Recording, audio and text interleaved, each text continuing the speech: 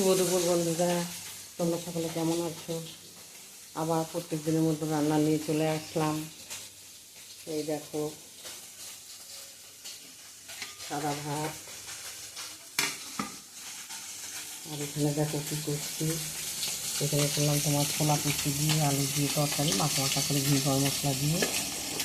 আর এখানে তোমার কালো জিরা, গোলমরিচ, রসুন কাঠখোলায় ভেজে রাখলাম, বাটা করবো।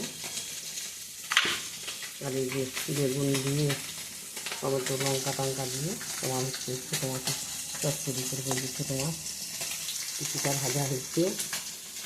আর কিছু ভাজা তোমার চলছে, এই দেখো ভাজা হচ্ছে। আর এখানে হচ্ছে তোমার পাট শাক ভাজা।